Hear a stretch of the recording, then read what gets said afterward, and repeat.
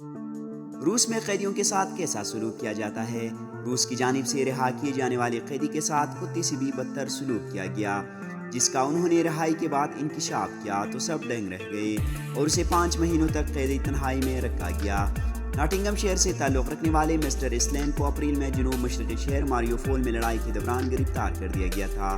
Eden ایسلین Ukraine میں یورپی حمایت یافتہ فوج کے ہاتھوں گرفتاری کے بعد کئی مہینوں تک حراست میں رہنے کے بعد برطانیہ واپس پہنچے اور انہوں نے کہا کہ چاقو کا وار کیے جانے کے بعد اس سے پوچھا گیا کہ کیا وہ جلد یا خوبصورت موت چاہتے ہیں۔ انہوں نے بتایا کہ قیدیوں کو ہر صبح روسی قومی ترانہ گانا پڑتا تھا اور اگر آپ اسے نہیں گاتے تو آپ کو اس کی سزا ملے گی، آپ کو مارا پیٹا جائے گا۔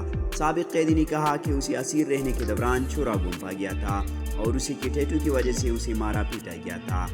ایک وقت کا ذکر کرتے ہوئے جب ان کی پیٹ میں چاقو سے وار کیا گیا، مسٹر ایسلین نے کہا کہ میں جانتا تھا کہ اس بات کا بہت زیادہ امکان ہے کہ میں مارا جاؤں گا۔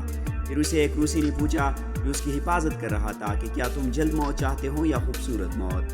انہوں نے بتایا کہ انہیں یوکرین کی تریشول کا ٹیٹو بنوانے پر مارا گیا۔ مسٹر ایسلین نے کہا کہ انہیں 4 افراد کے ساتھ 2 آدمیوں کے سیل میں رکھا گیا تھا اور انہیں جوؤں سے متاثرہ چٹائی پر سونا پڑا۔ انہوں نے کہا کہ ہم صحیح طریقے سے بیت الخلاء نہیں جا سکے کیونکہ ہمارے پاس بیت الخلاء نہیں تھا۔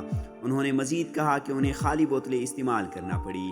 مسٹر ایسلین نے کہا کہ وہ 3 ہفتوں تک روٹی اور پانی کے ٹکڑے کھاتے ہوئے زندہ رہے اور آخرکار ہمیں ان سے التجا کرنی پڑی کہ وہ ہمیں نل کا پانی پلا دے۔ انہوں نے کہا کہ سیل میں ایک کھڑکی تھی لیکن اس میں ہمیں باہر کے عناصر سے بچانے کے لیے کچھ نہیں تھا، جس کی وجہ سے یہ سردیوں میں ٹھنڈا رہتا تھا۔